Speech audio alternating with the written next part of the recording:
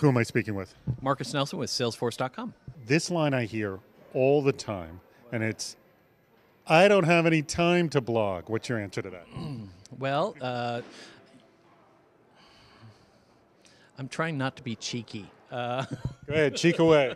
No, I think that you're going to put time into what you think is important. If you think building your product is important, you should be blogging.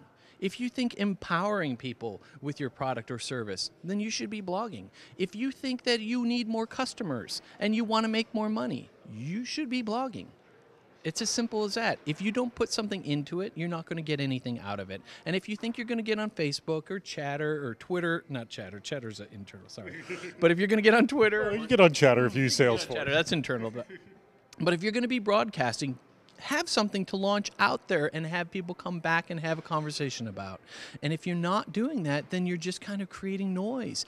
People want to engage with something that they find is interesting, captivating, humorous. There was a study done by the University of Pennsylvania. They studied 6 months of the New York Times.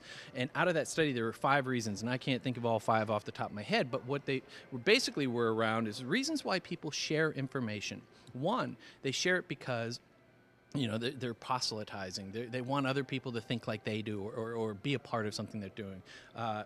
2 is like recruitment, right? Not recruitment, I'm sorry, thought leadership. That type, telling people what to do. While I'm not going to remember all 5 right here, bottom line is people tend to be very self-focused when they share information. And at the end of the day, it's how they want people to perceive them.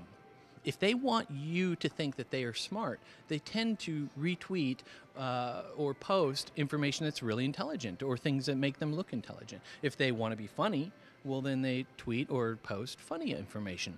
And so it's very reflective on the individual. And so my advice to most people is write content in the idea that your audience is going to want other people to think this way about them. Are they an expert in Salesforce? Or are they an expert in social media? Or are they a entertainer and they're funny as all get out? Then create the kind of content that's going to cater to those people who are wanting to have that exposure and to build their own brand. Does that make sense? Sure. Very, very last question. For the person who's just starting a brand new blog, and I remember the days when I started my brand new blog. It's the hardest thing to do. It's so hard to start from scratch. It's extremely hard. Yeah. And I remember seeing traffic numbers in the teens.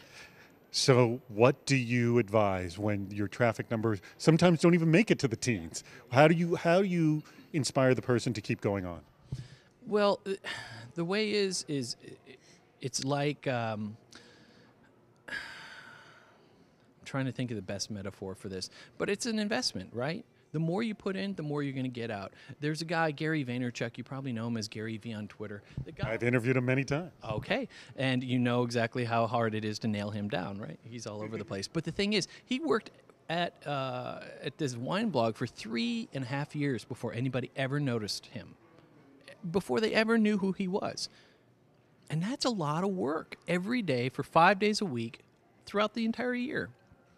And if you think about that, how much time and effort and the opportunity for him to get depressed and disappointed that things weren't going, so amazing. But then one day somebody stepped up and said, you know what, we better notice this guy. Check out what he's doing. And they noticed that he was consistent for 3.5 years. And they found that so amazing that just his tenacity and his